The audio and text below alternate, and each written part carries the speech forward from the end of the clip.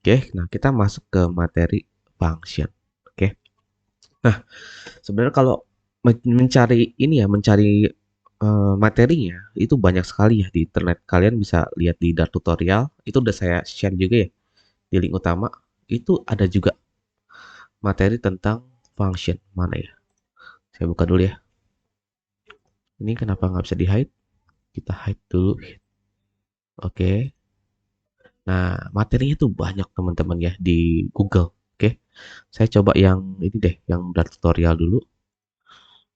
Nah, teman-teman bisa belajar dari sini juga nih. Pengen belajar function, bisa di sini. Gitu. Tapi apa ya? Tapi yang kurang itu mungkin analoginya untuk teman-teman yang baru belajar gitu.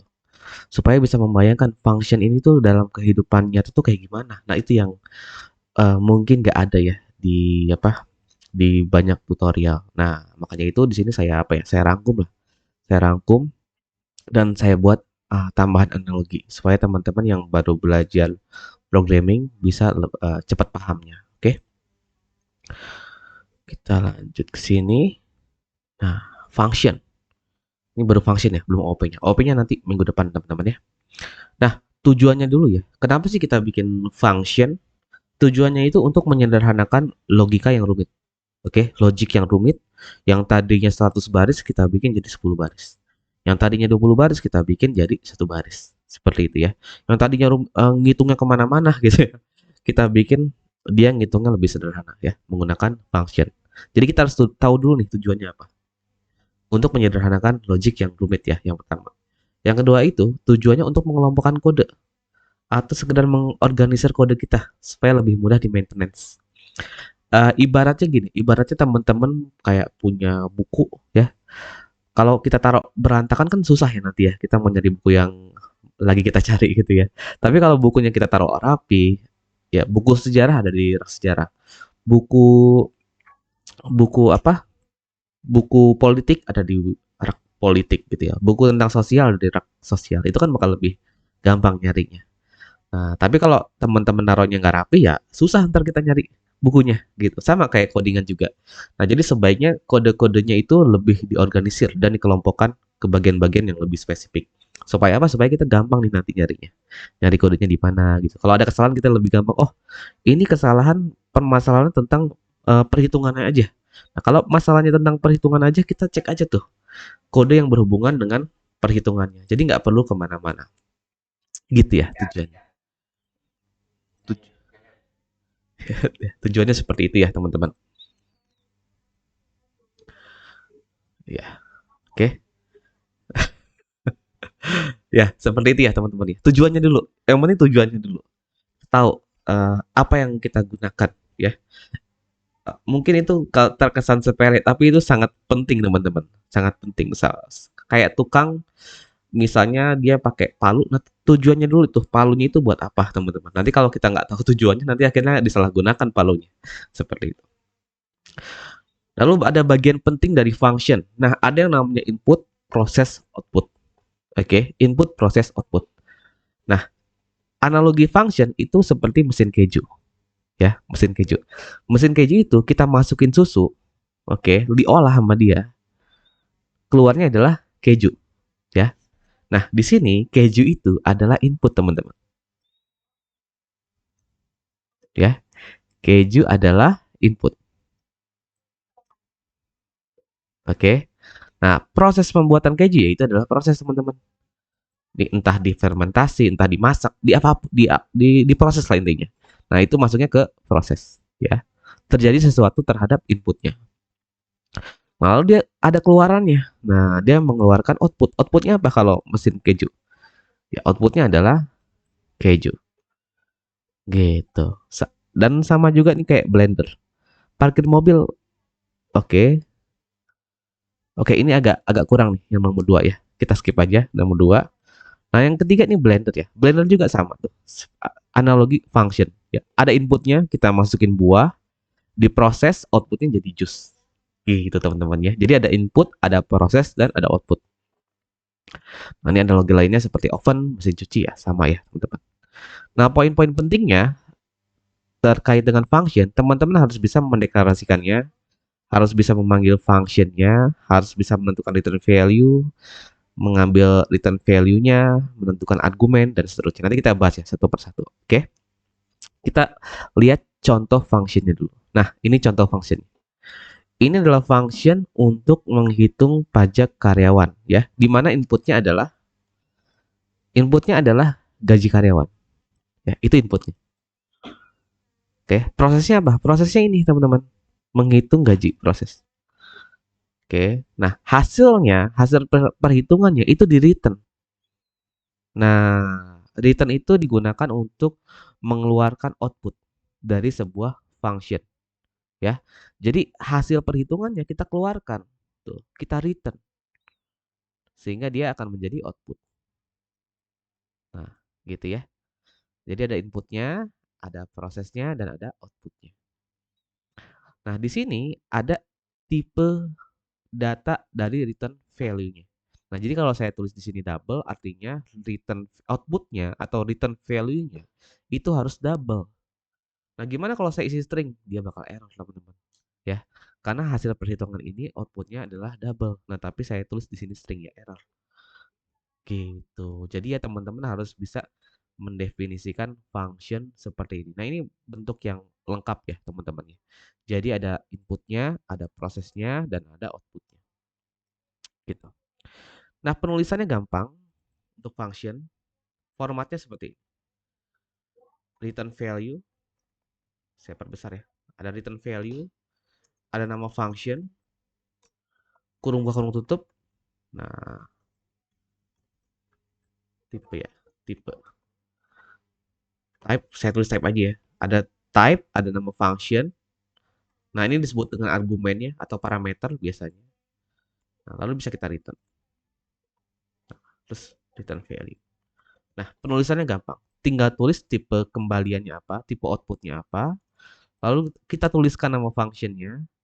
Nah, kalau dia punya argumen atau parameter itu input ya, teman-teman ya. Nah, itu sama seperti ini. Inputnya adalah gaji ya. Lalu bisa juga di return seperti ini. Nah, pertanyaannya ngapain dibikin function? Ya. Ngapain dibikin function? Hanya untuk menghitung gaji doang, hanya untuk menghitung teks doang, teman-teman. Nah, kenapa dibikin function? Nah, kita balik lagi ke tujuannya. Tujuannya untuk menyederhanakan logik yang rumit. Oke. Nah, kita lihat nih. Misalnya saya di sini punya gajinya si Alex.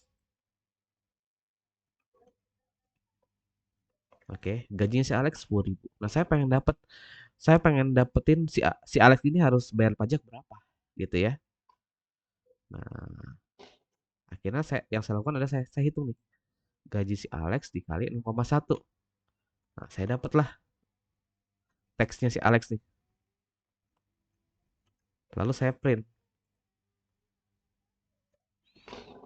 Nah, saya dapat si Alex harus membayar pajak 1.000. Nah, gimana kalau saya pengen hitungin buat yang lain nih ceritanya? Nih, saya pengen hitung untuk si Andre. Nah, ini kan repot ya, teman-teman ya. Akhirnya saya harus bikin variabel lagi di sini. Namanya Andre text.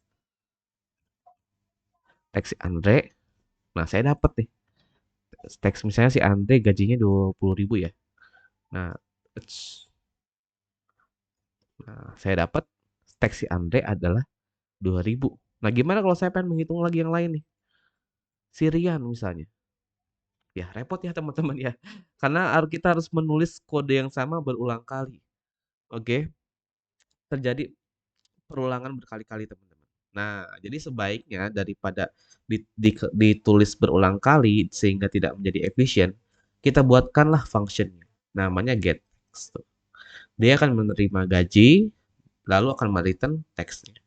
Sehingga yang tadinya kodenya seperti ini, sepanjang itu, bisa kita ubah nih teman-teman. Kita lihat ya. Di sini ada gaji si Alex. Nah, jadi kayak gini. Kalau mau disimpan ke variabel juga bisa ya. Text misalnya. Teks, masukin gajinya. Nah, juga sama nih. Andre teks. masukin gajinya, lalu kita print pajaknya si Alex dan pajaknya si Andre. Kita lihat hasilnya ya. Boom, ya. Kita berhasil mendapatkan gajinya si Alex dan juga si Andre. Bang, kenapa nggak dikaliin aja, kan simple ini. Nah, ini kalau kalau simple pun masih merepotkan ya teman-teman, karena kita harus menulis ulang kodenya. Gimana kalau misalnya pajaknya itu tiba-tiba berubah? Yang tadinya 10% berubah jadi 20%. Nah, kita harus merubah kodenya di mana-mana teman-teman. Itu kan repot banget, ya nggak? Kita harus merubah di file yang ini, mungkin ada di tempat lain, kan kita repot.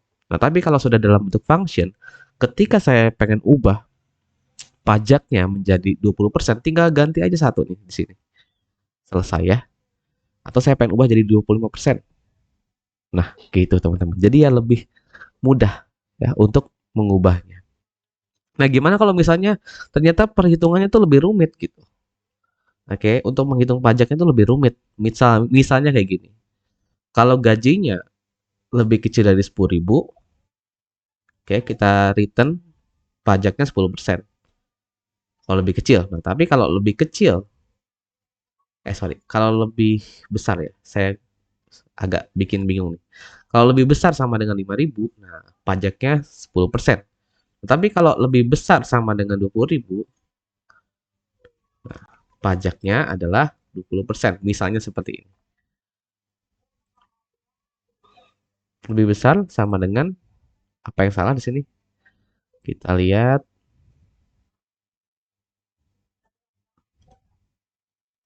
Oke, apa yang salah? Coba saya besar dulu ya.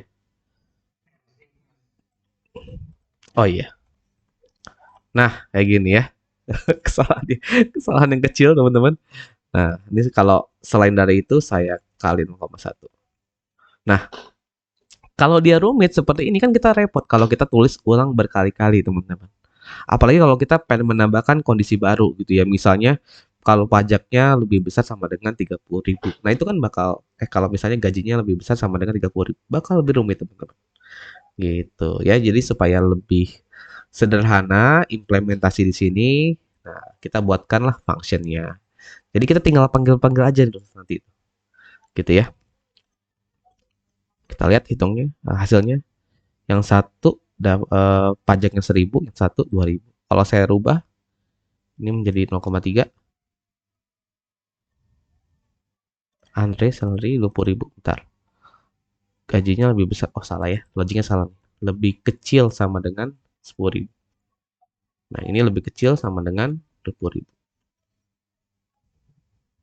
Nah, gitu ya. Si Alex kena pajaknya 10%. Nah, tapi si Andre kena pajaknya adalah 30%. Gitu, teman-teman. Oke. Itu ya tujuannya ya. Kita lihat lagi ke bagian bawah. Nah, itu. Nah, ini kalau di sini fungsinya itu tujuannya untuk menghitung pajak karyawan. Nah, tapi ini kan sederhana ya. Nah, tapi nanti di contoh yang lebih rumitnya bisa aja teman-teman bikin function untuk menghitung jarak antara dua koordinat di peta. Atau mencari user terdekat dari koordinat saat ini. Atau mencari karyawan terbaik berdasarkan KPI-nya. Nah, itu juga bisa ya. Kita bisa bikinin functionnya.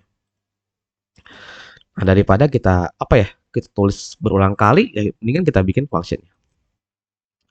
Ada juga function yang sekedar menampilkan data doang, teman-teman. Nih contohnya.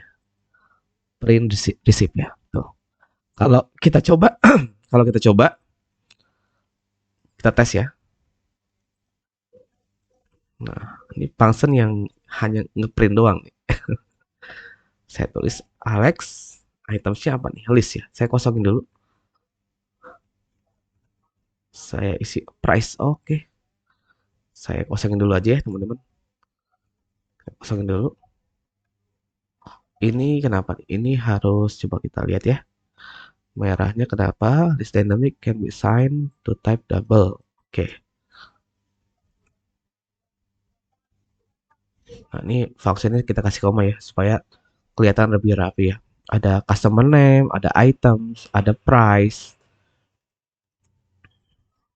Oke, customer name, ada item, ada apa lagi nih? Ada price, lalu ada total.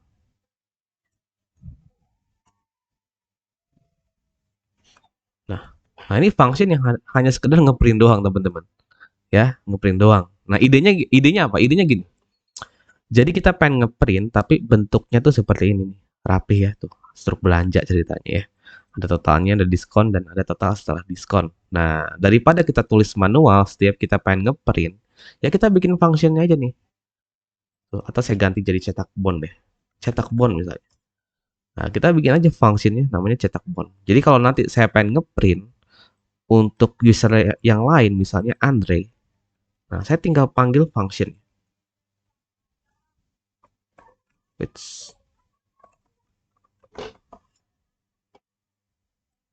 tuh, ya, gitu teman-teman.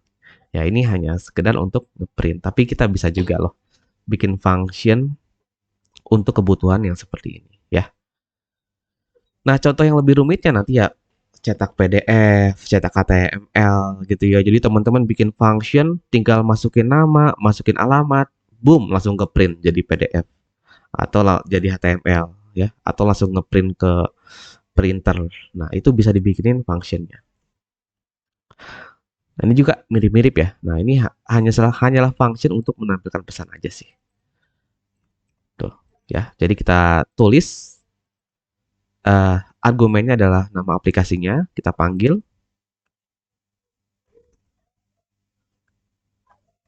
Oh, nama aplikasi ya. Misalnya nama aplikasinya adalah Go Apps misalnya. Kita jalanin apa yang tampil. Selamat datang di aplikasi Go Apps. Saya ganti jadi yang lain. Grab Apps misalnya. Nah, selamat datang di aplikasi Grab Apps. Nah, ini hanya sekedar ngeprint juga. Sama kayak tadi ya. Contoh yang lebih sederhananya. Nah, contoh yang lebih rumitnya itu ya teman-teman bisa tuh nanti bikin function untuk nampilin dialog, nampilin bottom sheet, nampilin snack bar gitu ya. Jadi yang kodenya tadinya panjang, teman-teman bikin jadi lebih sederhana. Nih, saya contohin ya. Di Flutter itu untuk nampilin dialog itu kodenya sepanjang ini, teman-teman. Nah, sepanjang ini untuk nampilin dialog. Panjang banget kan? Nah, daripada kita dikit-dikit kita panggil dialognya, ya kita bikin function aja tuh. Misalnya show message. Nah, jadi kita tinggal tulis message-nya apa dan kita panggil dialognya tuh di dalam sini. Nah, ini mungkin akan error ya. Karena saya tidak mengimport material .dart di sini. Nah, saya hanya mencontohkan aja. Nah, jadinya bentuknya seperti ini. Nanti ketika saya pengen menampilkan pesan, saya tidak perlu lagi nulis kode sepanjang ini. Tinggal ketik aja tuh, show message, hello. Nah, gitu ya. Untuk menyederhanakan logik yang lebih rumit.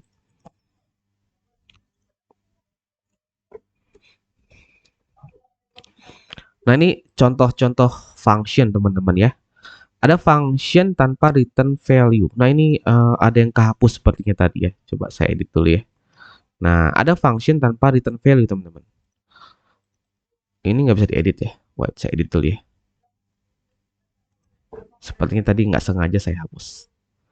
Nah, ada loh function yang nggak ada return value-nya teman-teman. Nah, contohnya apa? Contohnya void main tuh. Ini nggak ada return value-nya. Nah, ketika function tidak memiliki return value, oke, dia biasanya didefinisikan dengan void, ya, menggunakan keyword void di depannya tuh. Nah, berarti function itu tidak mengembalikan nilai, gitu ya. Maksudnya void itu adalah itu, teman-teman. Function, sebentar ya, saya perbaiki dulu. Function tanpa return value. Waduh, function dengan return value. Ini kayaknya ketukar tadi ya. Sebentar, saya perbaiki dulu supaya tidak membingungkan kita semua. Oke, saya update.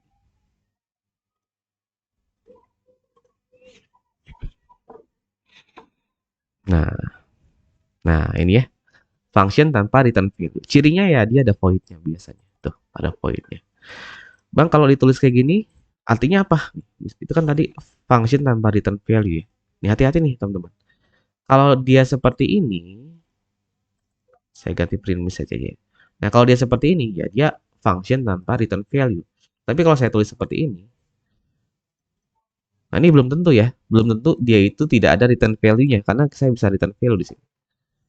Nah, gitu. Kalau seperti ini bukan void, teman-teman. Nah, tapi ini function yang memiliki return value dynamic. Nih, mungkin saya tulis dua-duanya. Nah, jadi print message satu sama 2 tuh sebenarnya sama. Ya, jadi kalau tidak didefinisikan dia secara otomatis akan menjadi function dengan return return type dynamic seperti ini. Ya, gitu. Nah, yang kedua nih ada function dengan return value. Nih, contohnya. Di sini ada namanya add. Oke, dia akan menerima nilai A dan dia akan menerima nilai B. Nah, di sini argumennya sudah ada dua ya, teman-teman ya. Jadi teman-teman tuh bisa bikin function yang bisa memiliki beberapa argumen. Bisa lebih dari satu. Nah, contohnya ini. Dia akan menerima nilai A dan B setelah itu dijumlahkan. Ini kalau saya panggil jadinya kayak gini ya. Add 13 13 sama 15 misalnya. Atau 30 sama 10 deh. Nah, saya print, kita lihat nilai C. Nilai C adalah 10 ya. Nah, ini adalah function dengan return value. Kalau dia memiliki return value, kalau dia didefinisikan sebagai function yang ini ya, memiliki return value, itu teman-teman harus mengembalikan nilai itu. Nah, kalau kalau nggak didefinisikan nilai return value-nya dia bakal error. Errornya seperti ini. Nah, jadi harus menggunakan return. Nah, ada lagi anonymous function atau lambda function atau arrow function, teman-teman. Nah, ini basically adalah sebuah function yang dia itu tidak memiliki nama ya. Kalau ini kan ada namanya nih, namanya add gitu. Yang tadi namanya adalah print message gitu ya. Nah, kalau ini dia tidak memiliki nama nih. Nah, atau biasa juga disebut sebagai anonymous function. Nah, kayak gini. Bisa kayak nah, kayak gini ya. Nah, ini bukan nama function ya, teman-teman. Ini kayak variabelnya. Jadi, function yang ini yang kita buat anonymous functionnya kita tampung ke dalam sebuah variabel namanya add function. Nah, arrow function ini nanti akan sering dilihat ya di Flutter. Contohnya kayak gini. Ya, nah, contohnya teman-teman nanti bikin tombol di Flutter ya. Bikin tombol seperti ini. Nah, nah ini ada anonymous function nih. Tuh, ya, seperti itu.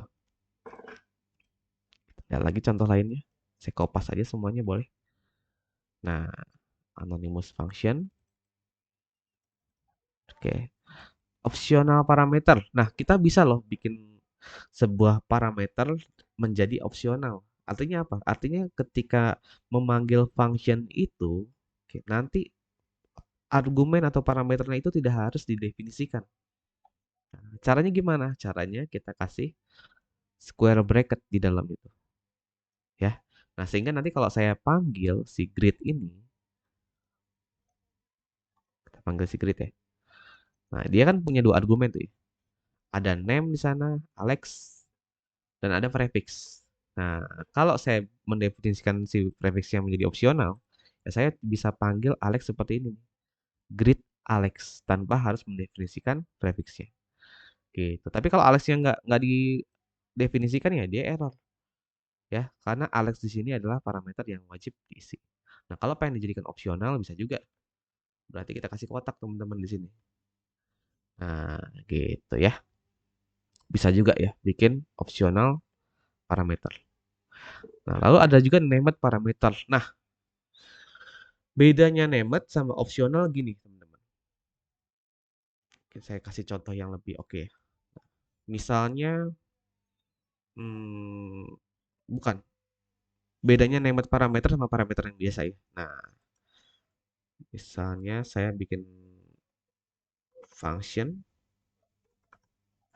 getX ya, double. Oke. Oke.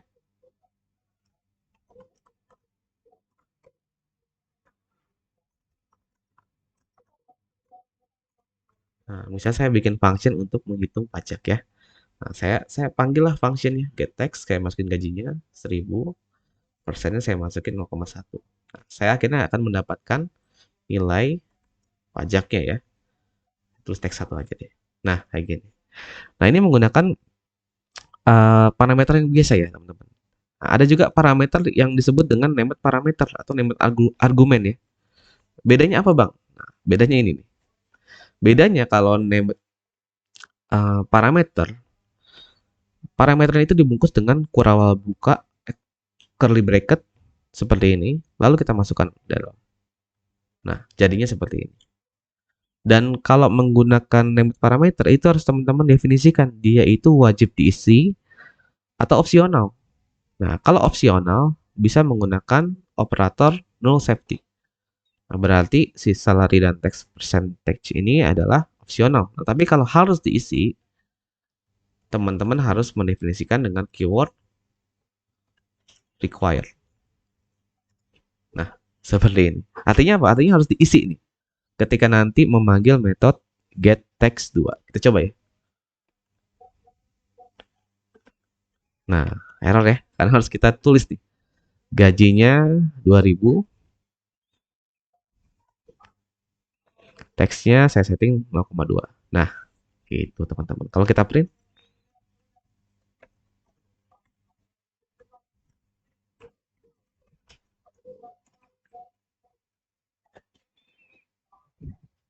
ya dapat ya. Yang satu 100, yang satu 400. Nah, bedanya apa? Gini bedanya. Bedanya kalau teman-teman pakai parameter yang biasa ya, kita nggak perlu mendefinisikan kayak semacam key-nya ya, atau propertinya teman-teman. Nah, ini nggak perlu kita definisikan. Nah, tapi kalau menggunakan element parameter, itu harus kita definisikan. Nah, saran saya, kalau misalnya functionnya itu memiliki lebih dari satu parameter, saran saya teman-teman pakai yang ini aja. Pakai yang named parameter. Kenapa? Karena bakal lebih mudah untuk dipahami ketimbang yang ini teman-teman. Nah, untuk memahami kode yang versi yang di baris 13, saya harus melihat functionnya. Nah, baru saya tahu, oh ternyata 1000 itu adalah gajinya. Nah, 0,1 adalah persen teksnya. Nah, tapi kalau di versi yang named parameter, ya, saya tanpa membuka functionnya pun saya sudah tahu ya. Oh, 2000 itu adalah gajinya. 0,2 adalah persentase teksnya. Seperti itu. Ya. Jadi kalau nanti teman-teman bikin sebuah function dan dia membutuhkan lebih dari satu argumen, sebaiknya teman-teman bikin menggunakan named parameter aja. Meskipun menggunakan parameter yang biasa ya teman-teman ya, itu nggak masalah juga sebenarnya, nggak masalah juga. Nah tapi dengan menggunakan named parameter, kode kita itu bakal jauh lebih mudah untuk dibaca. Apalagi kalau argumennya ada 10, ada 20. Nah, itu agak repot kalau teman-teman nggak pakai named parameter. Oke, saya balik lagi. Oke. Nah, sebelum lanjut ke async function, boleh nih kalau ada pertanyaan dulu. Sebelum lanjut ke asynchronous function ya, teman-teman ya. Coba sebentar saya baca chat dulu. Kalau mau nanya langsung boleh ya, tanya aja. Oke, iya silakan. Mas siapa? Ya, ya silakan Mas Bagas.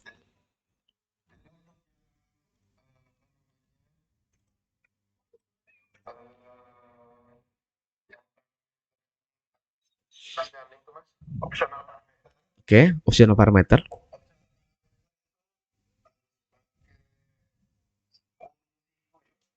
Iya, iya. Kalau misalnya ini ya, ya gimana?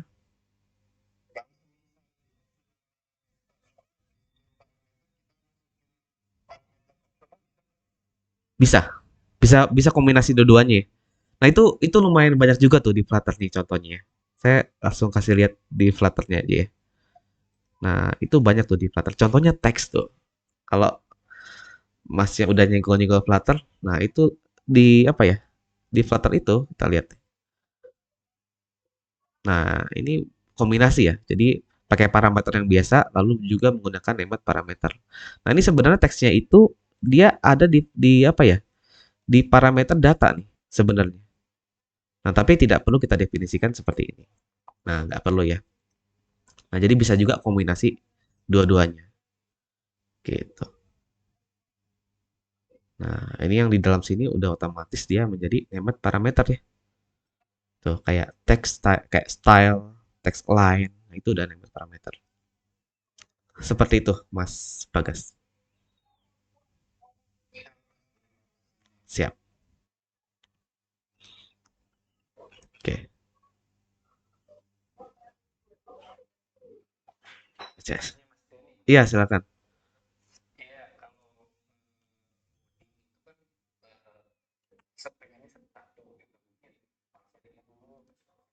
Iya, iya,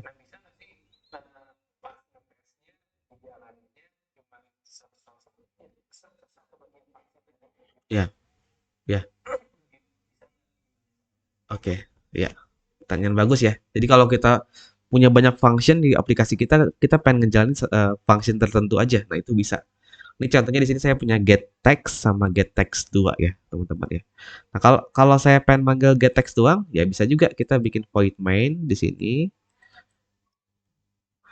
Nah, lalu kita panggil function yang mau kita panggil aja nih. Double text print text. Nah, gitu. Jadi bisa ya dipanggil salah satunya aja. Gitu. Terjawab, Mas? Oke. Oke. Ya, silakan.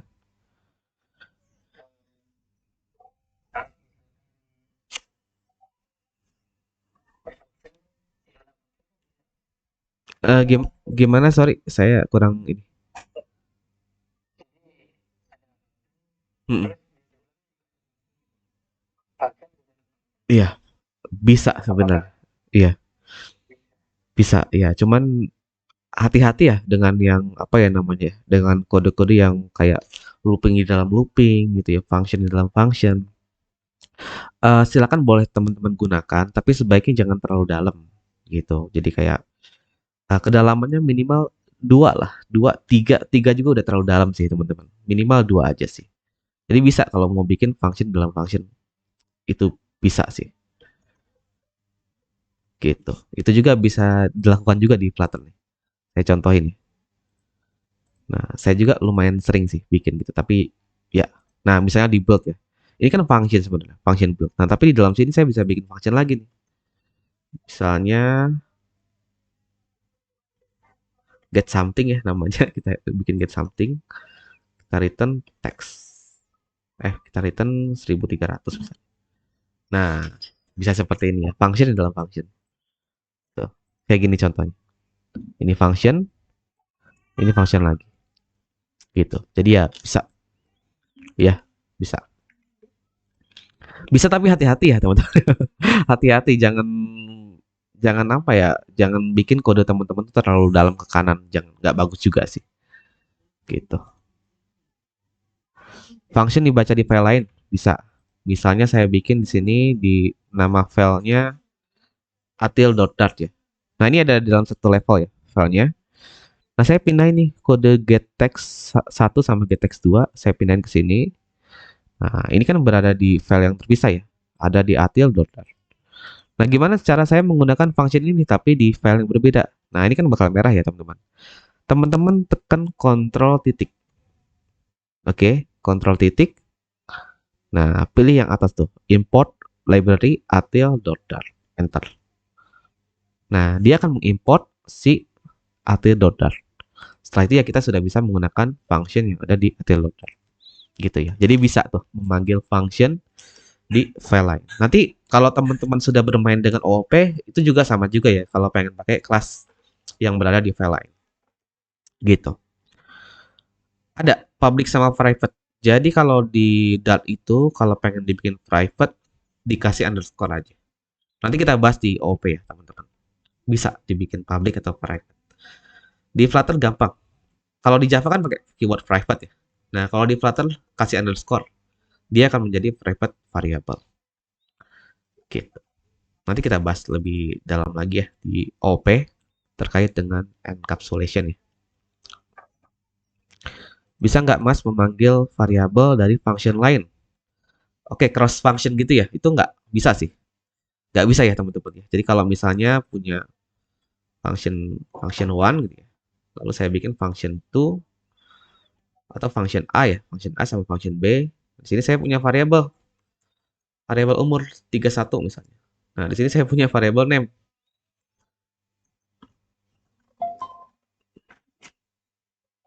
Saya punya variabel name Alex. Lagi-lagi Alex ya. Bisa nggak saya manggil si name ini dari function A? Nggak bisa teman-teman ya tuh. Nggak bisa. Nah, kenapa nggak bisa? Karena gini. Karena ketika teman-teman mendeklarasikan variabel di dalam function ya. Nah, itu hanya dia tuh aksesnya cuma di function itu sendiri, teman-teman. Nggak bisa di luar. Tuh, nggak bisa ya. Nah, ini begitu juga dengan name. Nggak bisa di luar. Nah, kalau pengen bisa dipakai di mana aja, ya teman-teman harus keluarin dia di atas misalnya. Nah, kalau dikeluarin seperti ini, dia menjadi global variable. Nah, ketika dia menjadi global variable, ya boleh dirubah. Oke, itu bisa digunakan di function mana aja. Ketika dia menjadi global ya, teman-teman. Tapi kalau misalnya dia dideklarasikan seperti ini, ya dia nggak bisa nih, diakses dari function lain. Gitu. Ada lagi pertanyaan? Bisa. Ini bisa nih. Function dijadikan parameter function bisa teman-teman. Dan saya lumayan sering ngelakuin itu ya di Flutter. Jadi kita bisa jadiin function tapi dijadiin parameter itu bisa teman-teman. Contohnya ya, mungkin saya contohin di Flutter aja ya teman-teman ya. Uh, karena menurut saya lebih cantik nih di versi Flutternya. Misalnya saya pengen bikin button di Flutter ya.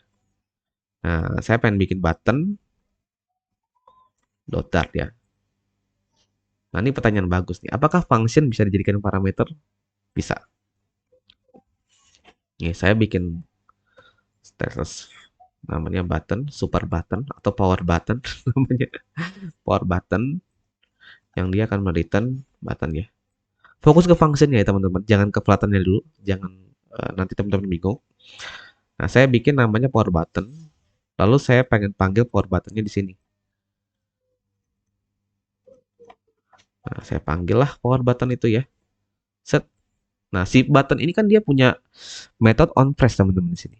Nah, saya pengen meneruskan metode yang saya definisikan di sini ke onPress yang ada di kanan. Nah, gimana caranya? Saya bisa menggunakan function untuk menjadi parameter.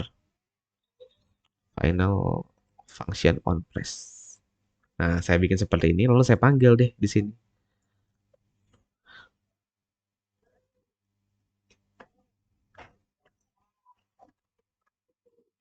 Nah, ini wajib diisi ya. Saya kasih require. Kita reset lagi ya. Oke. Nah, jadi nanti kalau saya pengen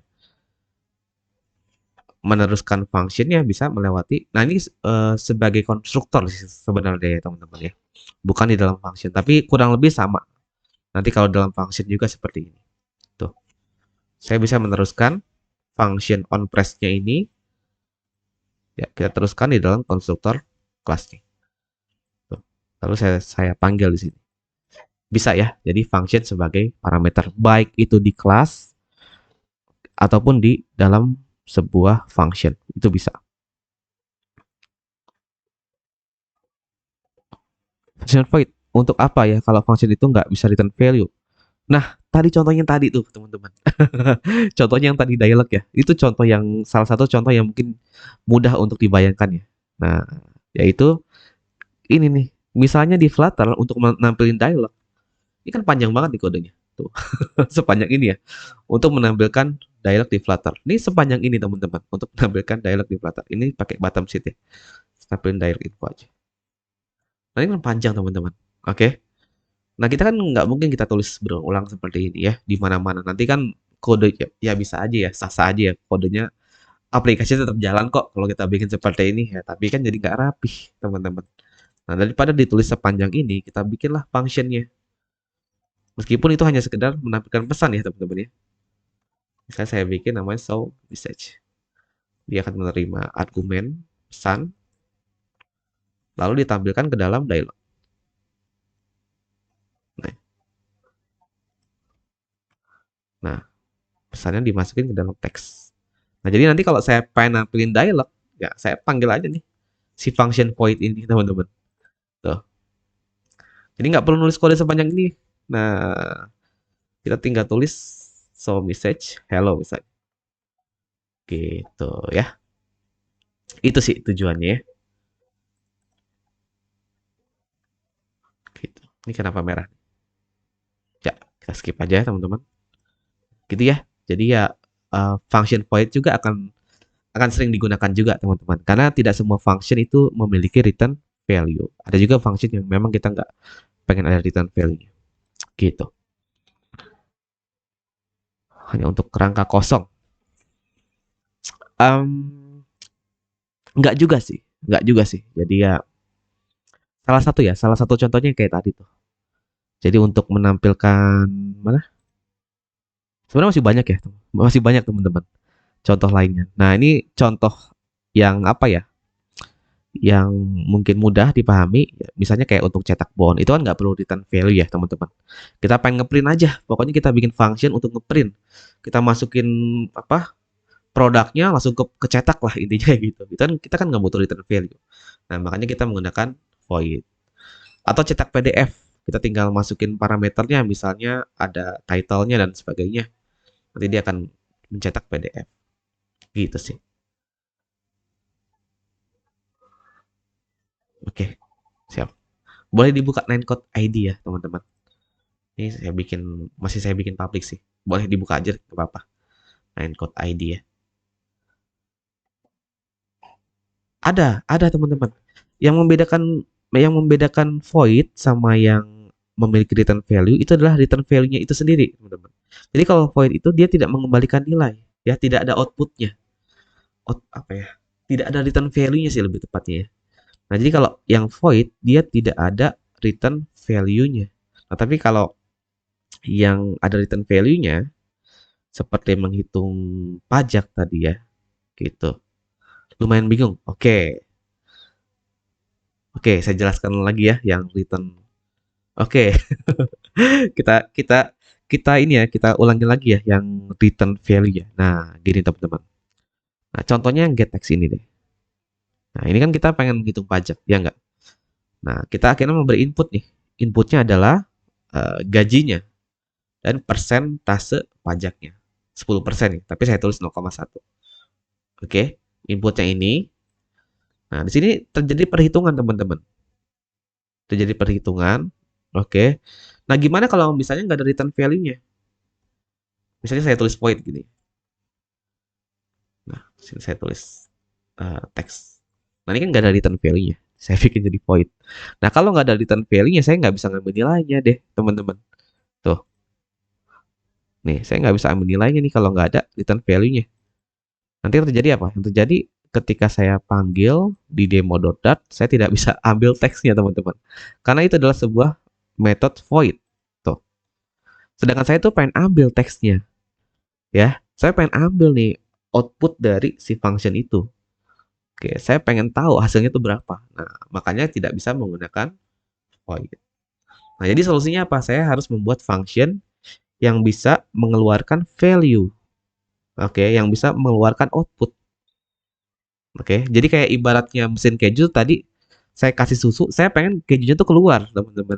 Gitu ya ceritanya.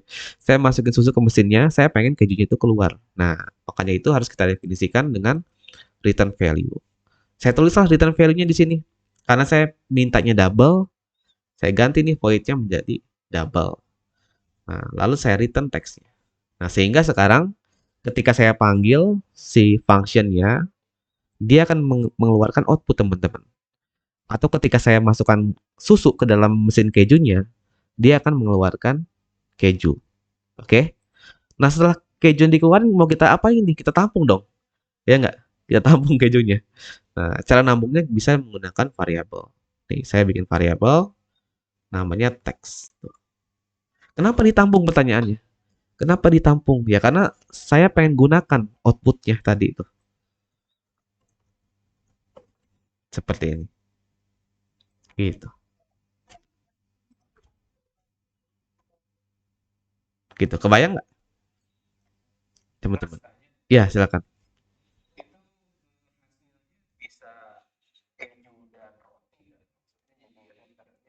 Ada lebih dari satu. Ya, bisa ya. Itu di update terbaru Dartnya itu bisa. Cuma saya masih jarang pakai tuh. Bisa kayak gini nih. Mudah-mudahan nggak salah ya. Karena ini fitur baru juga di Dart, teman-teman. Nah, saya lupa nih. Kayak gini kalau nggak salah. Nah, bisa kayak gini nih. Jadi bisa ngembaliin dua nilai sekaligus. Tapi ini fitur baru ya. Ini fitur baru di bulan apa ya, saya lupa ya. Bulan Maret atau bulan April.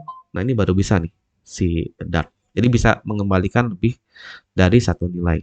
Nah, formatnya seperti ini, teman-teman. Gitu.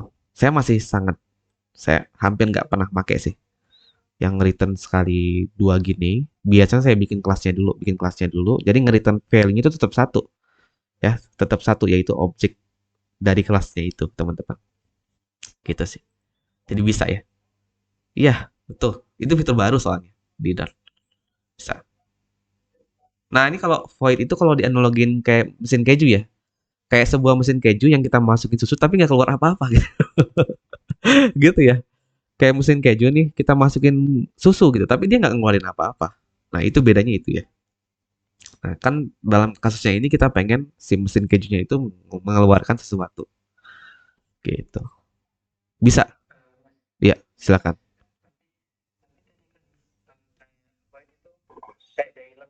Iya, oke, oke, oke. Nah, kalau kasusnya dialog yang ini ya, yang ada apa? Outputnya ya. Eh, paling mudah itu kayak confirmation dialog gitu ya, Mas ya. Betul ya? Kayak confirmation dialog gitu ya. Jadi kayak kita apakah kita benar-benar ingin menghapus, kita kan akan menjawab yes atau tidak gitu ya. Nah, kalau kasusnya seperti itu, baru tuh nanti kita membuat function yang memberikan return value. Bisa boolean, bisa, atau string bisa. Gitu. Jadi dilihat lagi sih nanti. Kita butuh return value atau enggak. Kalau nggak butuh ya boleh mendefinisikan dia sebagai void. Kayak gitu, Mas. Terbayang? Kalau kayak loading kan nggak butuh return value tuh. Kayak misalnya nanti saya bikin metode show loading. Nah, itu kan nggak butuh return value tuh. Jadi ya tergantung ya. Tergantung apa yang mau kita buat. Kita mau ada return value-nya atau enggak. Seperti itu. Bisa, bisa. Tapi ini lagi-lagi fitur baru ya, teman-teman. Nah, bisa kayak gini ya. Yang satu list, satu double. Ya, bisa juga. Kalau saya prefer nge-return kelas aja sih, karena agak lebih sulit untuk dipahami sebenarnya. Ya. Ada lagi terkait dengan function, teman-teman, sebelum kita lanjut ke asynchronous function ya. Mudah-mudahan clear ya. Ada lagi terkait dengan function. Yang masih bingung tanya aja ya, teman-teman. Tanya aja nih. Ada yang masih bingung? Function? Ya, silakan.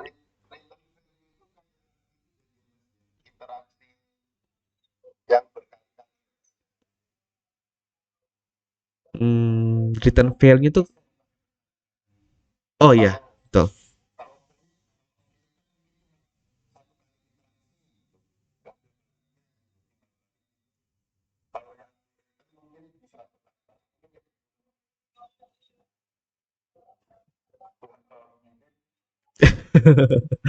Oke, oke.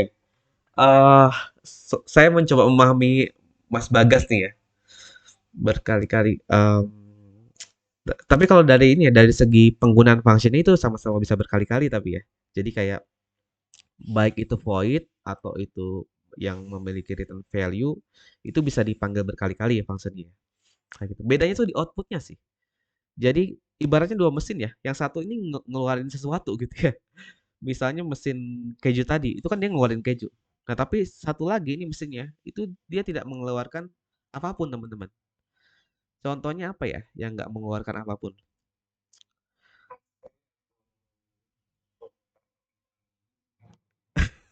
Pemutar lagu ada outputnya kan? Pemutar lagu ada outputnya. Mesin ATM pun ada outputnya loh.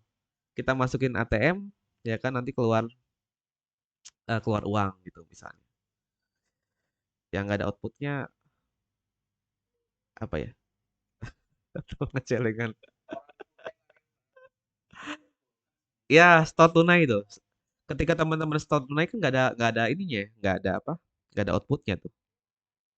Gitu. Iya, iya. Tapi di lainnya ada ini ya, ada tampilan itu pun sebenarnya bisa dibilang output sih. Iya itu, itu maksud saya. Susah juga deh analoginya ya. Iya, yang ngebedain itu aja sih. Jadi nggak ada keluarannya ya. Jadi kayak tadi tuh, kalau mesin keju ada keluarannya keju nih. Nah, tapi kalau yang void ini dia nggak ngeluarin apa-apa gitu. Celengan juga ya bisa bisa dibilang void juga ya. Iya, bisa dibilang void celengan. Mesin membakar, nah itu mesin membakar. Tadi saya kepikiran itu juga. Mesin membakar ya. Jadi kita masukin sampah, ya udah hasilnya nggak ada, hilang gitu. Void itu seperti itu. Cara berpikirnya gini teman-teman. Nanti kalau teman-teman ngelihat sebuah logic yang rumit ya, ada logic yang rumit, teman-teman bikin tuh mesinnya ya untuk menghitung apa ya? Untuk menghitung apa ya? Untuk membuat logic itu jadi lebih nggak rumit teman-teman. Gitu tuh. Asal saja ada. Oke, intinya seperti itu ya teman-teman ya. Iya, kayaknya kita terlalu overthinking deh kita malam ini. Jadi ya hanya sebuah mesin yang Peter Kratos. Ya, seperti itu ya teman-teman ya. Iya, betul. Udah di record ya. Oke, oke. Oke, mari kita tidak terlalu overthinking ya teman-teman ya. Intinya yang void itu ya dia sebuah mesin juga. Nah, tapi dia tidak mengapa ya, tidak mengeluarkan sesuatu teman-teman. Oke. Dan biasanya kalau function dengan return value itu pasti kita gunakan ya nilainya. Biasanya teman-teman. Kayak menghitung pajak berarti kan dia ada nilai pajaknya tuh yang bakal kita pakai nanti. Gitu. Nah, ini saya agak agak agak apa ya? Agak bingung karena kalau memproses itu dua-duanya juga bisa memproses teman-teman ya. Dua-duanya bisa sama-sama memproses. Bedanya nggak ada outputnya kalau yang void. Ya, silakan, silakan.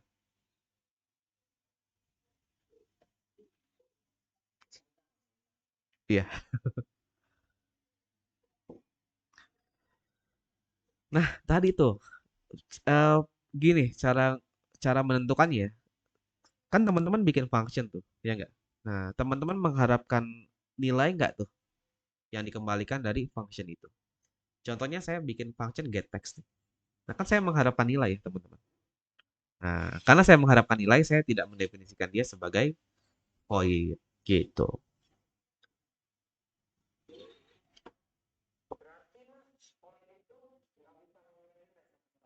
Iya, dia tidak mengeluarkan nilai.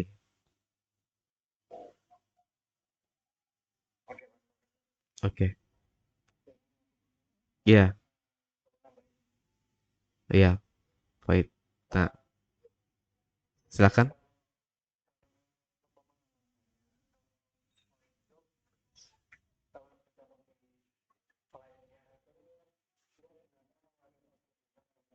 Iya,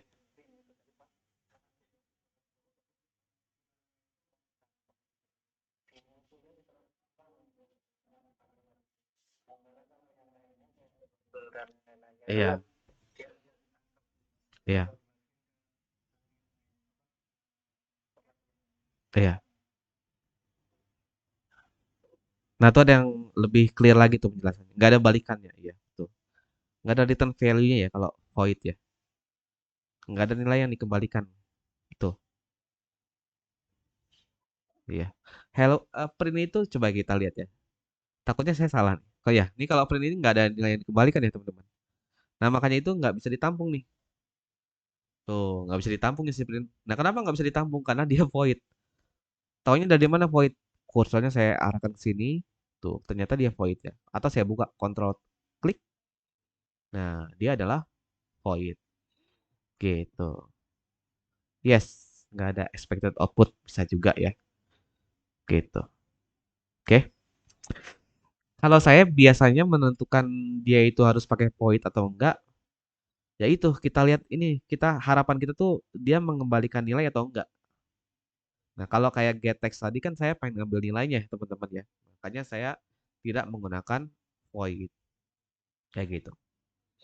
Oke, mudah-mudahan menjawab ya.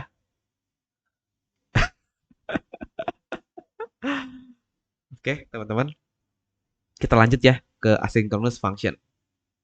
Nah, tapi ya sebenarnya sebelum masuk sini kita harus benar-benar paham dulu ya tentang function. Basically ini hanya sekedar function dengan format lain sih. Oke, dengan format lain. Nah, kalau asynchronous function itu, nah kalau kita lihat ya dari definisinya, untuk operasi yang berjalan secara asinkronus. Oke, ini ada poin-poin yang penting ya. Nah, asynchronous function itu adalah untuk operasi yang berjalan secara asinkronus. Oke, adalah operasi yang memakan waktu untuk selesai. Oke, seperti baca data dari API, dari local storage, Firebase, dari file. Nah, itu biasanya menggunakan asynchronous function ya. Nah, ini contohnya nih. Saya jalanin dulu ya. Kita langsung ke contohnya dulu. Oke, nah ini contoh asynchronous function. Mungkin yang kita mulai dari yang sederhana dulu nih. Nah, di sini saya punya sebuah function. Waduh, kebanyakan nih. Hapus kebanyakan ngasih komentarnya. Nah, di sini ini saya geser ke kanan nih. Oke, sip.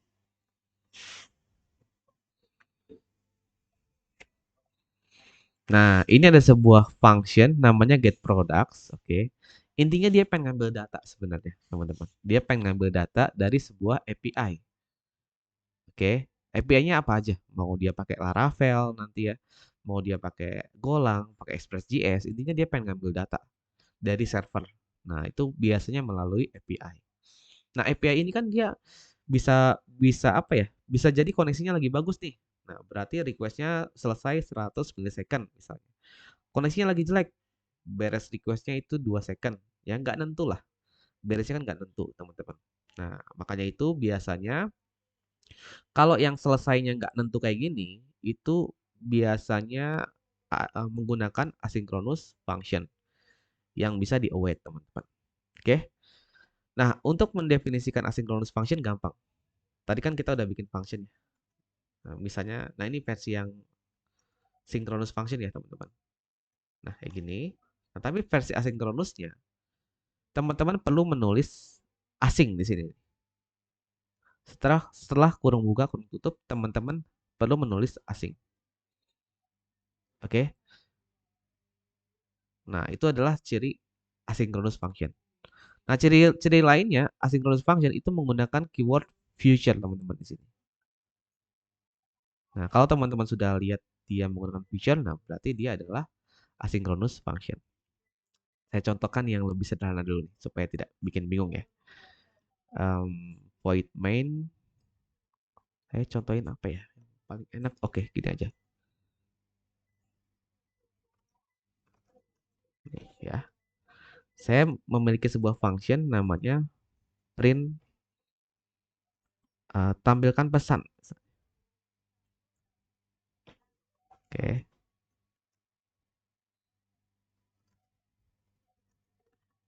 oke. Yang satu sinkronus, mengambil pesan. Nah, yang satu itu asinkronus.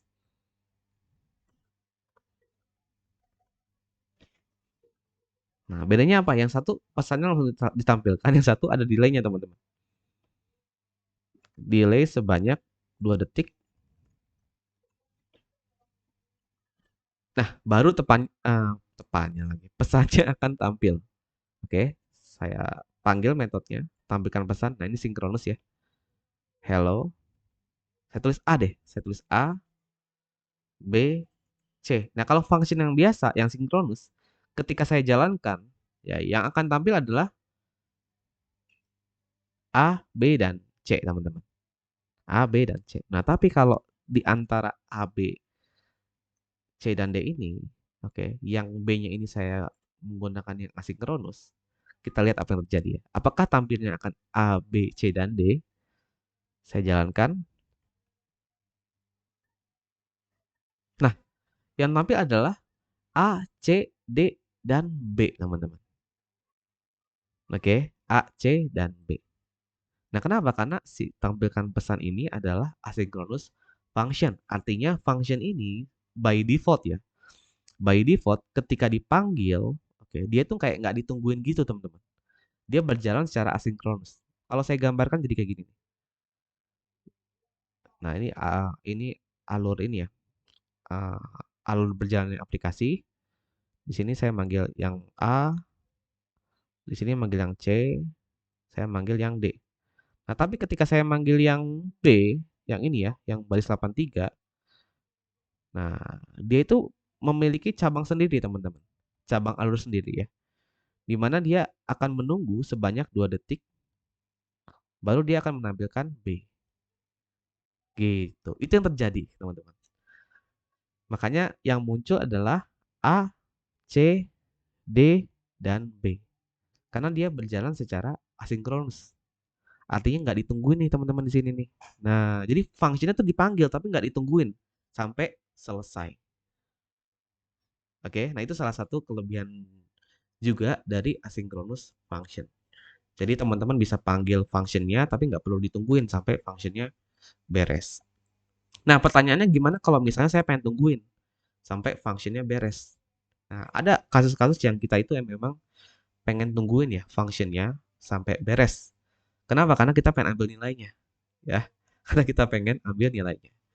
Nah, itu kita bisa menggunakan yang namanya await. Ini saya komentarin dulu ya.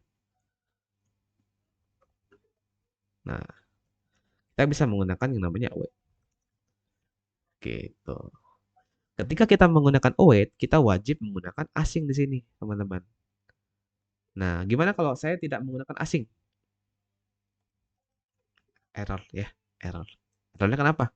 Nah, karena kita menggunakan await pada sebuah function yang tidak asinkronus. Jadi harus kita buat si void main itu menjadi asinkronus dengan menambahkan asing. Tuh. Tadi kan A, C, D, dan B ya. Nah, sekarang kita lihat nih sekarang. Yang akan tampil adalah A, B, C, dan D. Oke. Nah, alurnya ini berubah, teman-teman. Yang tadi kan kayak gini ya. A, C, D, lalu B berjalan ya. Nunggu 2 detik. Nah, baru B-nya bakal tampil ya. A, C, D, dan B. Nah, sekarang saya menggunakan await di situ. Apa yang terjadi ketika saya menggunakan await? Yang terjadi seperti ini. Kayak alur programnya berjalan, dia memanggil yang A, nah lalu dia memanggil yang B. Nah, tapi di sini si tampilkan pesan asing ini itu ditungguin, teman-teman. Ditungguin. Ditungguin dengan await. Kita tungguin sampai proses selesai, ya kan? Dia nunggu 2 detik, lalu ngeprint B. Nah, baru lanjut ke C dan D. Nah, bedanya di situ, teman-teman. Yang tadi alurnya seperti ini, yang ini jadi kayak gini. Ditungguin tuh sampai functionnya beres. Nah, setelah beres baru lanjut ke kode berikutnya. Seperti itu. Nah, kapan kita biasanya menggunakan await? Nah, biasanya kita menggunakan await ketika kita tadi tuh membaca data dari API contohnya.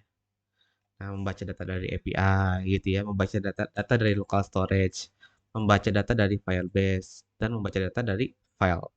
Itu biasanya menggunakan asynchronous function. Bang, boleh nggak di await?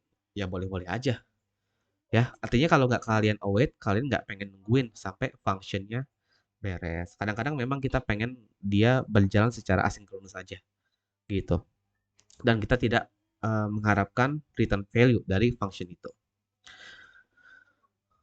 Nah, sebelum ke tanya jawab, ada gini teman-teman. Ini sama juga kayak tadi tuh. Jadi ada yang memiliki return value, ada juga yang tidak memiliki return value, ya. Nah, kalau saya pengen bikin yang ada return value, nah gini caranya. Nah, ini contoh yang paling apa ya? Yang paling sering digunakan ya, teman-teman. Contohnya teman-teman pengen ngambil data dari API. Nah, dilihat di sini, kita definisikan dia sebagai asinkronus, nama functionnya sama aja.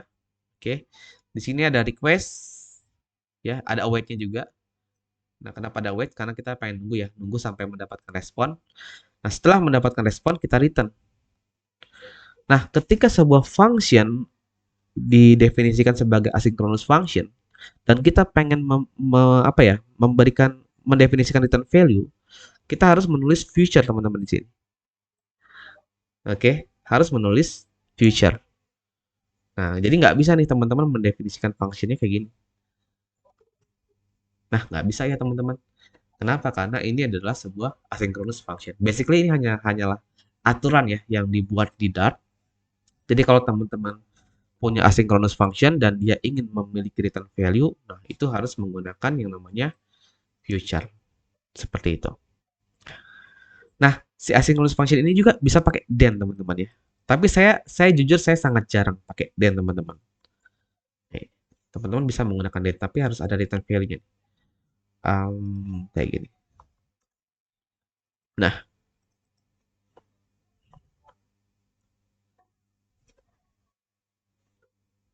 bisa juga menggunakan then ya. Ketika teman-teman membuat asynchronous function dan teman-teman mendefinisikan then-nya dan teman-teman menulis kodenya seperti ini artinya apa? Artinya kodenya itu akan berjalan seperti ini. Oke, A ditampilkan, C ditampilkan, D dan ditampilkan. Yang B-nya ya dia akan berjalan pada alur yang terpisah, teman-teman. Nanti B-nya bakal tampil. Nah, tapi di sini kita kayak bisa ini ya, kayak kita bisa memberikan action gitu ya. Kita bisa menambahkan apa ya? Memberikan action ya. Kita bisa memberikan action ketika asynchronous function itu selesai, kita tuh pengen ngapain. Nah, itu kita bisa menggunakan then. Oke. Nah, tapi saran saya sebaiknya dihindari ya menggunakan then, teman-teman, karena itu nanti teman-teman bisa mengalami yang namanya callback hell. Jadi kodenya itu terlalu banyak, terlalu banyak then-nya, akhirnya nanti jadi dalam, teman-teman. Ini contohnya kayak gini.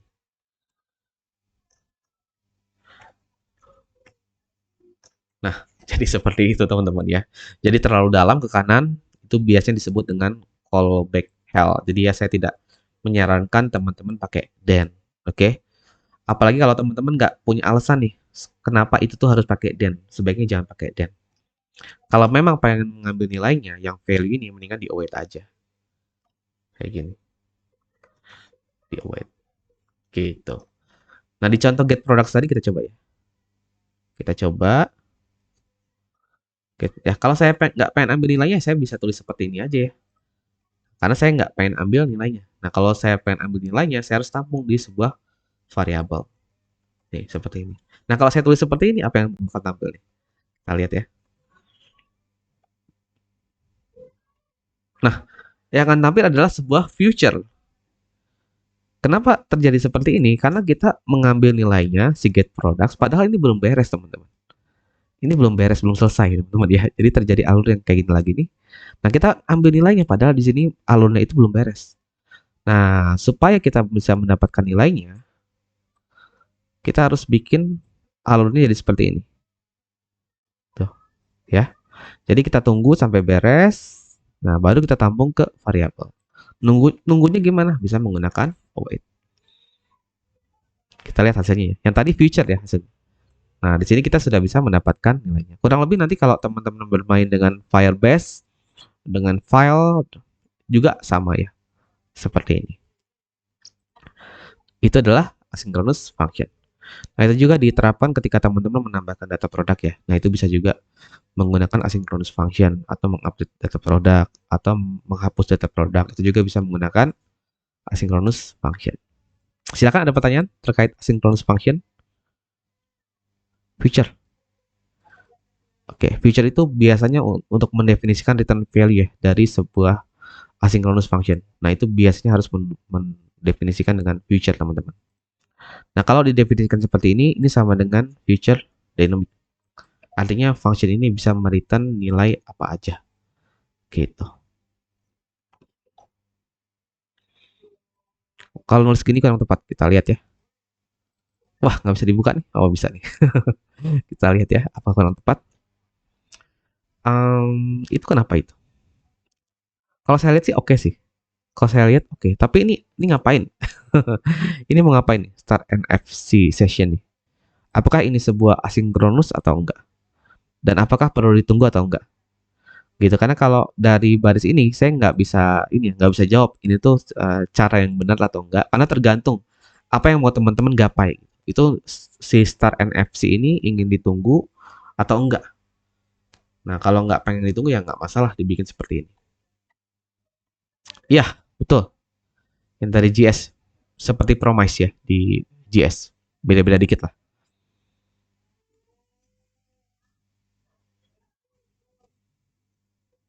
Oke, paling gampang gini ya. Cara kerjanya ya. Jadi kan teman-teman kan bikin codingan tuh Flutter ya. Nah, ini Flutter ini kita sebut dengan front end. Lalu ada back end ya. Ya, back end atau server. Nah, server ini dia berkomunikasi dengan database teman-teman. Nah, jadi database itu sebaiknya tidak diakses secara langsung dari front end ya karena agak kurang aman juga sih kalau diakses secara langsung. Jadi yang berkomunikasi dengan database itu nanti backend kita, baik itu menggunakan Golang, Python, Laravel, atau Ruby atau Java gitu ya. Nah, nah ketika kita membutuhkan data dari database, nah kita menggunakan yang namanya API. Nah, misalnya API-nya endpoint-nya adalah slash products. Kita minta datanya dari ke backend menggunakan API, nanti dia akan return value teman-teman.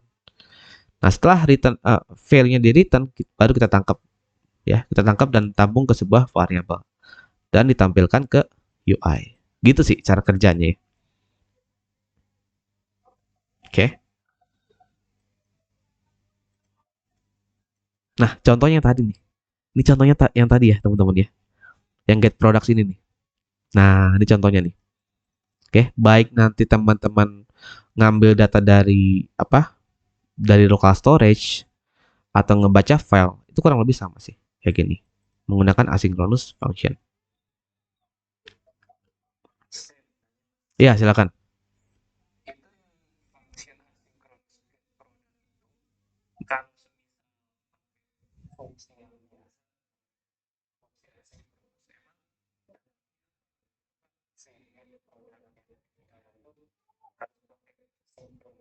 Oke, oke. Nah, ini kan kita pengen mendapatkan nilai ya dari sebuah asynchronous function. Nah, jadi kalau di bagian dalam sini nih, ini kan kita pakai dio. Nah, dio-nya sendiri itu dia adalah sebuah asynchronous function. Artinya kalau saya langsung return, nanti dia mengembalikan feature kayak tadi tuh. Mengembalikan feature. Nih. Sedangkan kita kan pengen ambil nilainya, ya enggak? Gitu.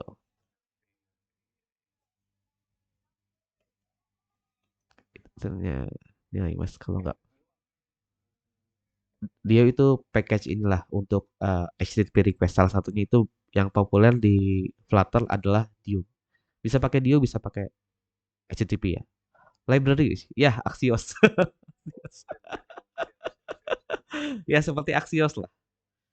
Seperti Axios ya. Sebenarnya pakai .io juga bisa, cuman kan lebih rumit ya. Dua ya silakan. Ya,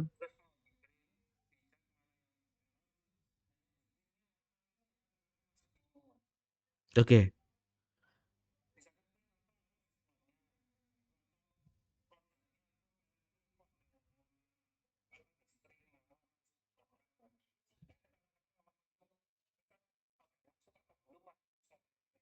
Ya.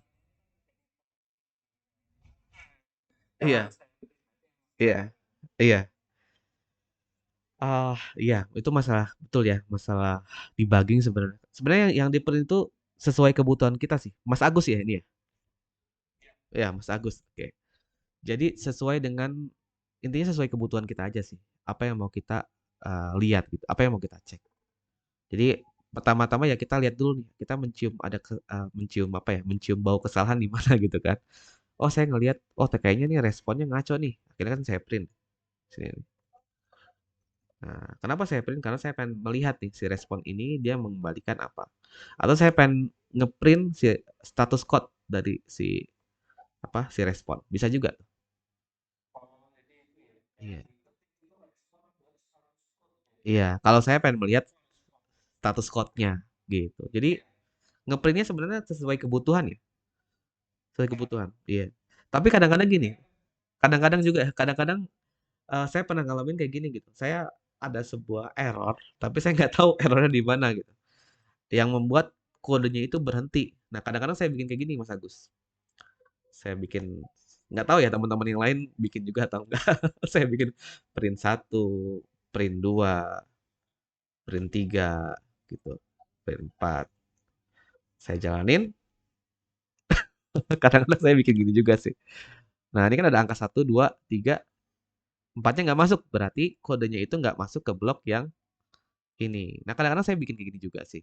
Kalau misalnya saya nggak ada clue, ini kenapa kodenya gitu? Apa yang terjadi gitu kan? Saya mencium bau kesalahan di sini, padahal saya mencium bau kesalahan di sini, padahal ternyata kodenya itu nggak masuk ke sini sama sekali gitu. Taunya dari mana? Nah, taunya dari printnya itu nggak di apa ya ditampilkan gitu. Nah, bisa iya,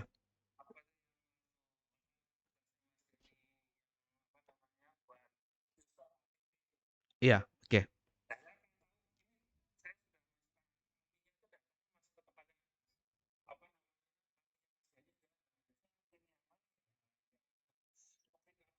I see. I see. I see. Iya, iya, iya. Iya, iya. Mungkin kalau kasusnya API, Mas Agus perlu memahami itu tuh lebih dalam terkait dengan responnya mungkin ya. Kayak status code itu apa gitu. Ini kan status code ada artinya ya. Kayak 200, 300, 400. Nah, itu mungkin lebih di dalam juga. Iya, iya. Kadang-kadang pemahaman kayak gitu ngebantu juga sih. Seperti itu. Iya. Nah, bisa juga pakai ya, sama-sama. Bisa juga pakai breakpoint ya. Nah, itu kalau pakai breakpoint seperti ini. Jadi kalau kita pasang breakpoint, nanti ketika kodenya berjalan, dia bakal berhenti di sini. Gitu, berhenti di sini, berhenti di sini, berhenti di sini. Ya sesuai kebutuhan sih sebenarnya, sesuai kebutuhan. Ya, ya, asinkronus. Iya. Mas Hasim saya skip dulu ya. Saya jarang pakai soalnya. Takutnya salah menjawab tuh. Asinkronus dengan apa? Dengan asterisk. Gimana? Mas? Ya.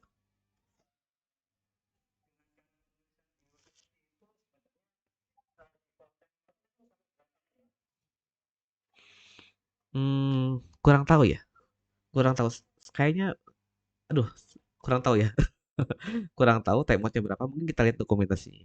Saya lupa, tapi dia ada tuh default time-nya berapa gitu. Coba di sini ya. Ada kali ya, coba ya. Kita oprek. Nggak ada di sini. Dia option kali ya. Dia option coba ya. Option. Dia option. Let's take timeout ada nggak? Kita lihat defaultnya ya. Wah, di sini nggak ketahuan. Wah, harus lihat kodenya. Repot sih. Repot. Saya kurang tahu ya. Timeoutnya itu berapa. Nah, tapi default timeoutnya berapa. Nah, tapi kalau misalnya masnya itu membutuhkan timeout lebih lama, itu bisa disetting di option ya. Tuh, ketik aja timeout sih. Nah, ini bisa disetting sih. Durasinya mau berapa lama. Gitu. Kenapa ada isu ini ya? Ada isu terkait dengan timeout.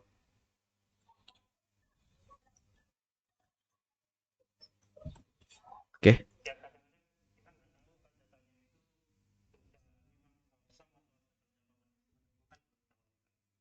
Oke. Kalau nggak salah kalau Dio itu ini deh nanti masuk ke exception yang timeout ya. Kalau nggak salah ya. Dio exception. Nah, masuk ke sini sih exception. Ditangkap aja exceptionnya menggunakan try catch. Kalau misalnya dia timeout. Nah, tapi kalau timeoutnya butuh lebih lama, bisa disetting di sini durasinya. Gitu sih. Oke. Ada yang masih bingung terkait dengan asynchronous function, teman-teman? Ya, silakan.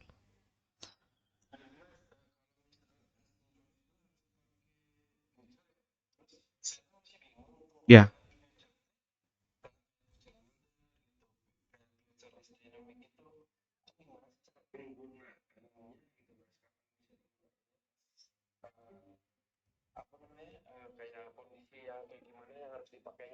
oke, oke. Nah, biasanya kalau kita menggunakan future itu kan berarti kita kayak pengen ngasih return value ya sebenarnya. Nah, jadi kapan akan dipakai ketika kita pengen membuat sebuah function yang mengembalikan nilai. Contohnya get product nih. Saya bikin function namanya get product, saya ngambil data dari API, dan saya pengen ambil nilainya. Nah, makanya saya definisikan menggunakan future kayak gitu. Nah, tapi kalau tidak ingin mengembalikan nilai, contohnya apa? Contohnya kayak gini. Saya bikin function, function untuk menyederhanakan delay misalnya ya. Misalnya tunggu gitu ya. Namanya saya masukin MS-nya berapa. Nah, ini kan saya nggak butuh mengembalikan nilai. Saya hanya ingin menyederhanakan kode untuk menunggu ya di Flutter. Nah, supaya tidak terlalu panjang kodenya, saya bikinlah function namanya tunggu gitu. Error di mana nih? Oke. Nah, nanti kalau saya pengen tunggu, saya tinggal panggil function. Tunggu 1000 millisecond. Nah, kalau ini kan saya tidak membutuhkan return value. Jadi ya tidak perlu saya menuliskan dengan future. Kayak gitu sih. Jadi ya tergantung ya, tergantung masnya pengen ada nilai nilai yang dikembalikan atau enggak. Saya rasa itu paling ini ya, paling apa ya? Paling mudah tuh untuk menentukan function itu perlu return value atau enggak ya. Jadi kita lihat tujuan kita. Kita pengen dia itu mengembalikan nilai atau enggak. Gitu sih. Paling mudah kayak gitu sih.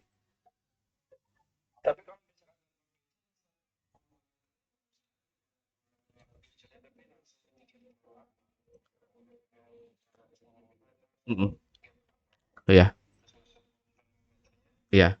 Bisa, bisa. Nggak pakai apa ya? Sorry. Sorry, diulang pertanyaannya, sorry. Takut saya salah paham.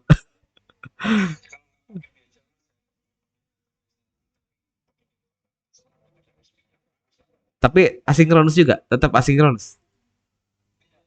Oh, tetap asinkronus. Oke.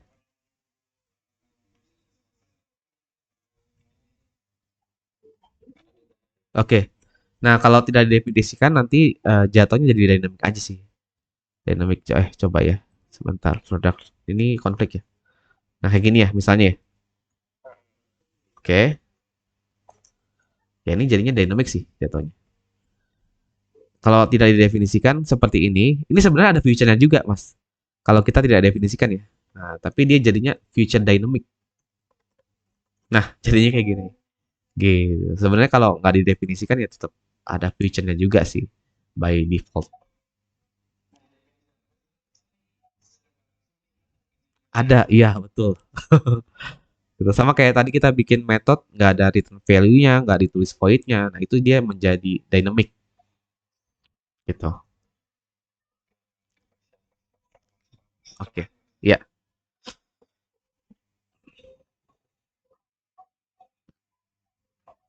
nunggu dari email.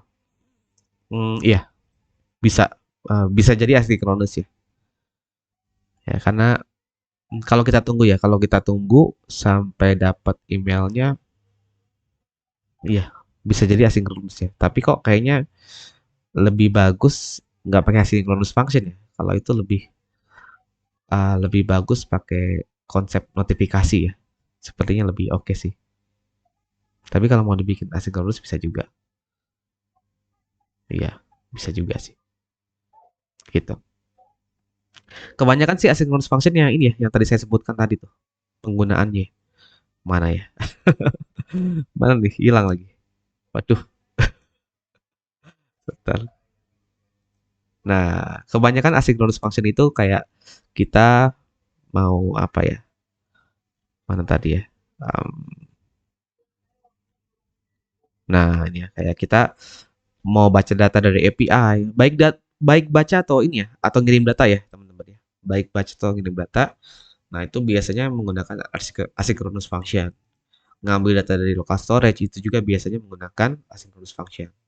Firebase, file, ngambil lokasi juga tuh get location itu juga biasanya menggunakan asynchronous function. Atau permission di Android itu juga biasanya menggunakan asynchronous function. Nah, dalam kasus ini saya nggak nggak mau ya harus menggunakan asynchronous function.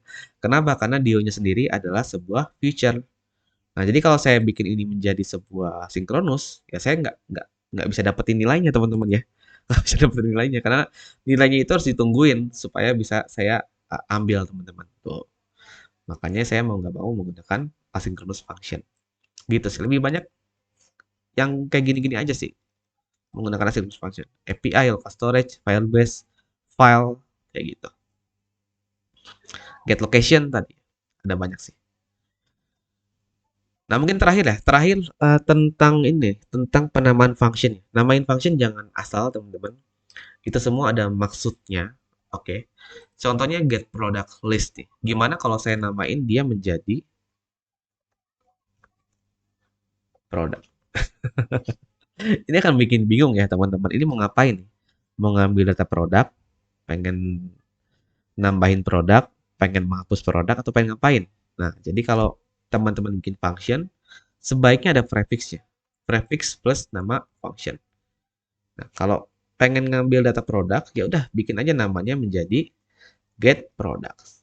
Ya, lebih clear ya, get products. Oh, ini berarti function untuk mengambil data produk. Kalau pengen nambahin bisa pakai add product. Kalau delete bisa pakai delete product. Kalau pengen update bisa pakai update product. Dan hati-hati juga ya. Jadi kalau delete product sama delete products itu artinya beda. Ya, jadi hati-hati teman-teman. Artinya beda delete product sama delete products. Kalau delete product ya dia menghapus satu produk. Tetapi kalau delete products berarti dia menghapus lebih dari satu produk. Sama juga ketika teman-teman bikin list tuh, hati-hati juga ya. Nah, nggak boleh bikin list kayak gini ya teman-teman ya. Produk. Ini nggak boleh teman-teman. Nah, karena kalau ini seperti listnya itu hanya memiliki satu item teman-teman ya. Nah, boleh namanya pakai products atau product list juga boleh. Gitu. Kalau males, kenapa? Iya, iya betul. Artinya tuh udah beda. Artinya udah jauh berbeda. Iya, jauh berbeda. Ini kayak get products aja nih sama get product itu beda. Kalau yang satu ini untuk mengambil banyak produk, yang satu untuk satu produk. Dan kalau bisa prefix ini konsisten. Oke. Jadi kalau teman-teman biasa menggunakan get di depannya, get products ya. Nah, nanti di tempat lain jangan diganti yang lain. Misalnya fetch customer. Nah, jangan seperti ini. Oke, atau misalnya tag customer. Apalagi pakai bahasa Indonesia nih, ambil customer. Nah, jangan seperti itu. Jadi harus konsisten. Kalau pakai get ya udah pakai get aja. Gitu. Sama juga dengan add nih, add product. Kalau udah pakai add ya udah pakai add aja. Jangan tiba-tiba nanti ada create, ada insert. Nah, itu bakal bikin bingung ya. Jadi kita harus konsisten. Itu terkait dengan penamaan. Dan kalau pengen ngecek sesuatu, oke, function yang biasanya return value-nya itu boolean, itu biasanya menggunakan is prefix-nya. Is has, oke. Misalnya apa? Is admin. Is admin ini tanpa saya lihat function ya, saya udah paham. Oh, is admin ini pasti mereturn sebuah boolean, ya. Gitu teman-teman. Jadi saking powerfulnya nih sebuah nama ya untuk sebuah function. Nah, bahkan tanpa melihat isi function yang kita udah tahu, oh si is admin pasti mereturn sebuah boolean. Atau has kategori misalnya, has kategori, has apa ya namanya? Has juga itu biasanya mereturn boolean ya. Misalnya dia has product misalnya. Benar nggak nih? Nah, ini juga dia sudah mereturn boolean gitu ya. Jadi biasakan menggunakan prefix kalau bikin function gitu ya.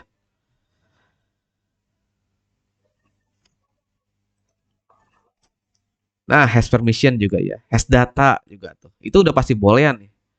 Nah, ini kalau kalau ada programmer dia bikin has data tapi returnnya bukan boolean, aneh banget sih. Ya nggak? Aneh banget ya teman-teman ya. Atau is admin tapi returnnya integer. Nah itu juga aneh juga teman-teman. Is empty juga tuh. Is empty ya.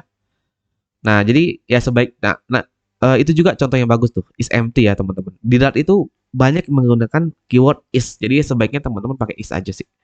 Jangan pakai kata-kata lain. Ya udah kita pakai is aja. Ikutin dengan yang ada di Dart. Gitu. Ya ini private ya. Data permission. Oke.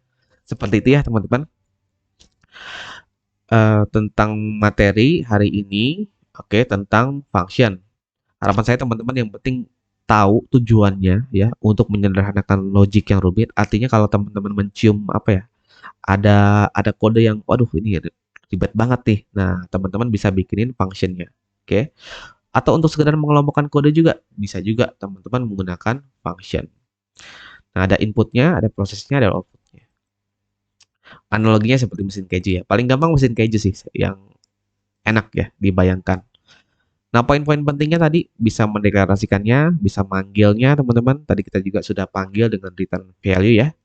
Bisa menentukan argumen. Tadi kita sudah belajar tuh bikin argumen yang wajib diisi, yang opsional, yang namanya parameter. Nah, lalu bisa juga menerapkan SRP. Nah, SRP ini apa? Artinya sebuah function itu hanya boleh melakukan satu hal, teman-teman. Jadi jangan bikin function yang melakukan banyak hal sekaligus. Nah, itu contoh yang nggak bagus. Oke. Okay? Jadi kode yang bagus itu bukan kode yang sepanjang-panjangnya, serumit-rumitnya, teman-teman. Tapi kodenya itu yang sederhana dan mudah dibaca. Nah, itu kode yang bagus. Oke, okay? Bahkan pemula ngebacanya pun enak, teman-teman ya. Itu kode yang bagus.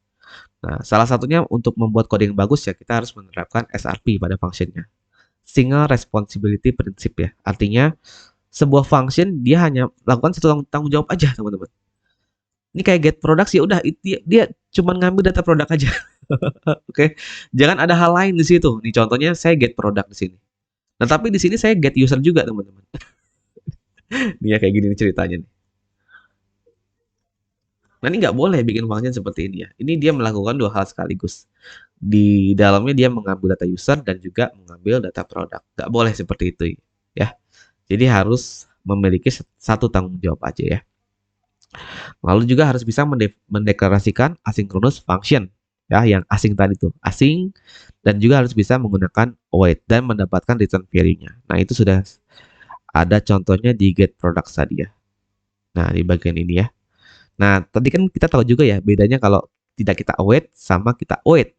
Kalau kita pengen ambil nilainya ya kita harus menggunakan await. Seperti itu.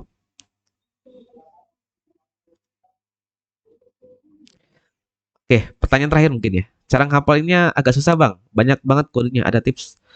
Um, nggak tahu ya. Saya selama ini nggak pernah ini sih, nggak pernah berusaha menghafal. Nggak pernah berusaha menghafal teman-teman. Tapi yang saya lakukan adalah gimana caranya itu sering saya gunakan gitu. Jadi saya rasa nggak perlu dihafal sih. Sering-sering aja teman-teman pakai. Nanti lama-lama bakal hafal sendiri. Seperti itu. Jadi ya begitu teman-teman. Lagian kalau dihafal agak ini ya. Terlalu banyak gitu kalau kita, kita hafal teman-teman ya. Contohnya tentang list ya teman-teman. Nah ini mungkin saya ini ya. Kenapa saya tidak menghafal? Ini alasannya kayak gini. Contohnya tentang list di Dart. Oke, itu kan dia punya banyak sekali properti teman-teman.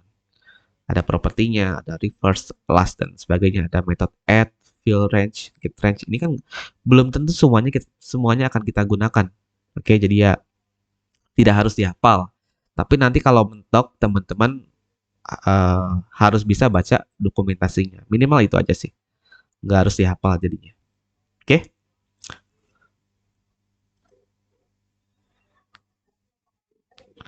Link record ada di link utama ya. Boleh dilihat di link utama. Itu ada di deskripsi grup. Boleh dibuka. Nah, Meet 2 yang ini ya. Yang looping. Oke? Boleh lihat di deskripsinya. Memang grup lagi agak rame ya. lagi banyak yang aktif teman-teman ya. Masih sering googling. Kalau googling masih karena gini, karena apa ya? Gini teman-teman. kadang-kadang kita ada apa ya, ada kasus yang dia itu harus harus baca referensi dulu teman-teman. Gitu. Jadi ya ujung-ujungnya masih tetap googling juga sih. Seperti itu. Bisa buat game. Ini out dikit ya teman-teman. Flame Engine Flutter. Kalau buat bikin game bisa pakai Flame Engine.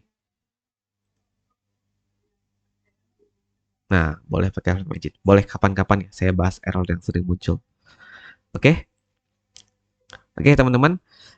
Itu saja untuk malam ini. Tugas selanjutnya itu berhubungan dengan looping dan function ya. Yang looping ini akan saya rilis dalam waktu dekat, mungkin hari Sabtu atau Minggu ya. Nah, function nanti menyusul belakangan. Oke, teman-teman yang sudah beres latihan yang pertama, sebenarnya kecepatan ya. Teman-teman yang beres duluan ini kecepatan nih. Karena tugas yang pertama itu saya perkirakan beres 2 minggu lah, paling paling cepat 2 minggu teman-teman. Ya paling lama sebulan, nggak apa-apa, masih oke. Oke, ditunggu aja tugas selanjutnya terkait dengan looping dan function. Oke, selamat malam, selamat beristirahat. Thanks waktunya. Assalamualaikum warahmatullahi wabarakatuh.